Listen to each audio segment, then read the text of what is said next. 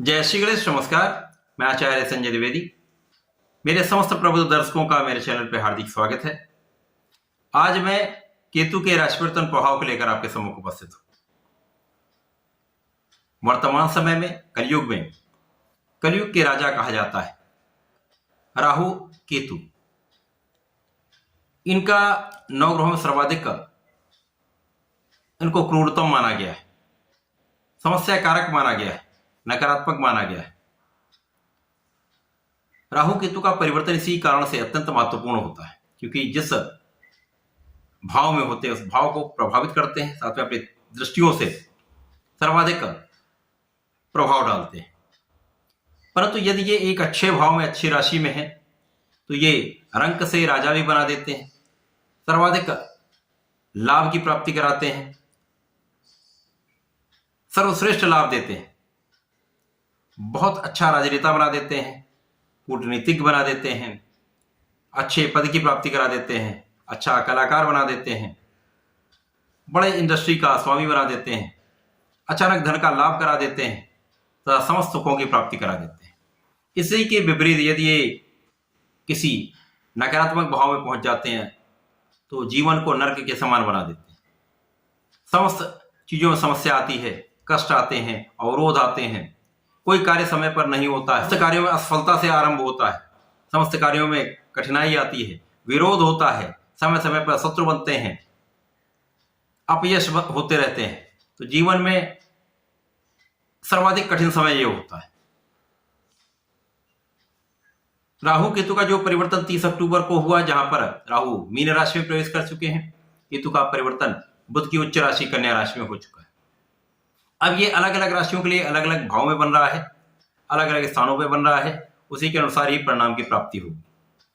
आज मैं मीन राशि के लिए केतु के राशि परिवर्तन का क्या प्रभाव मिलेगा, किस प्रकार के परिणाम प्राप्त होने वाले हैं, संपूर्ण विश्लेषण मैं पूर्ण तर्क के साथ करने जा रहा हूं। प्रिय दर्शकों, यह राशिफल आपके चंद्र राशि पर आधारित है, अर्थात जन्म कुंडली में यदि 12 नंबर में चंद्रमा का गोचर है, चंद्रमा स्थित है, तो आपकी मीन राशि है।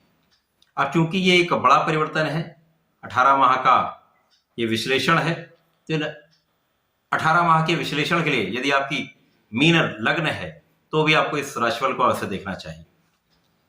प्रिय दर्शकों, यदि अभी तक आपने चैनल को सब्सक्राइब नहीं किया है, कृपया सब्सक्राइब कर लें, बेल आइकन को प्रेस कर दें, ऑल पर क्लिक कर दें, जिससे ये वीडियो शीघ्र आप तक पहुंच सके। मीन राशि गुरुदेव बृहस्पति की राशि है, जहां पर राहु का परिवर्तन हुआ है। वर्तमान समय में गुरुदेव का गोचर द्वितीय भाव में मित्र मंगल की राशि में, जिससे स्थिति आपकी अच्छी है, आपकी लग्न बलवान है। और ज्योतिष शास्त्रों में कहा गया है कि राहु अथवा केतु जिस भाव में जाते हैं, जिस राशि में जाते हैं, उस राशि के स्वामी के गुणों को ये समाहित कर लेते हैं, अडॉप्ट कर लेते हैं, उसके अनुसार ही परिणाम की प्राप्ति कराते हैं। परंतु ये भी नियम है, ये अच्छे भाव में होते हुए अच्छे परिणाम प्राप्त तो कराएंगे, परंतु इनका मूल जो स्वभाव है, जो विषाक्त है, नकारात्मक है, वो कभी भी नहीं जाता है, वो परिवर्तित नहीं होता है। अब मीन राशि के लिए यदि अवलोकन करें तो केतु का गोचर सप्तम भाव में हो रहा है। सप्तम भाव जो कि जीवन साथी का भाव है, साझेदारी का भाव है, कार्यक्षेत्र के निर्धारण का भाव है। केतु जब यहां पर मित्र की राशि में होंगे तो निश्चित रूप से ये एक अच्छा परिणाम देने वाले हैं। साझेदारी में बहुत अच्छा परिणाम प्राप्त होगा, साझेदारी में एक अच्छा लाभ मिल सकता है, नए कार्यक्षेत्र की प्राप्ति हो सकती है, नए नौकरी की प्राप्ति हो सकती है, प्रगति भी होगी। परंतु जीवन साथी के साथ क्लेश बढ़ता है, जीवन साथी से कुछ दूरी हो सकती है, मतभेद हो सकते हैं, क्लेश की स्थिति हो सकती है। यहां पर बहुत संयम के साथ आपको चलना होगा। इसी प्रकार से केतु का प्रभाव आपके लाभ भाव पर होगा। लाभ भाव में जो मकर राशि बन रही, वहां पर केतु जब अपना प्रभाव डालेंगे तो कहीं ना कहीं से आपके कार्यक्षेत्र से, आपके साझेदारी से, आपके प्रोफेशन से लाभ की वृद्धि होती रहेगी। कहीं ना कहीं से आपके पास धन आता रहेगा, धन का लाभ आपको मिलता रहेगा। परंतु यहां पर निश्चित रूप से आपके मन में नकारात्मक विचार उत्पन्न होंगे, मानसिक क्लेश बढ़ेगा, तनाव बढ़ेगा, कुछ शारीरिक समस्याएं भी बढ़ सकती। ये इनका नकारात्मक गुण है। केतु का प्रभाव आपके तृतीय भाव पर होगा, जहां पर ये आपके परिश्रम को बढ़ाएंगे।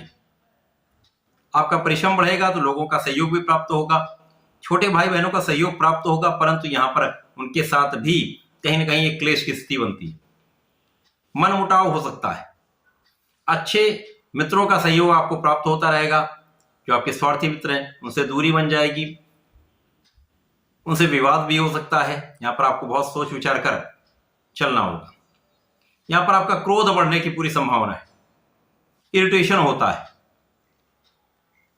चिड़चिड़ापन बढ़ जाता है, काम विलंबित होते हैं। जब काम विलंबित होते हैं तो उनमें आपका क्रोध बढ़ने लगता है।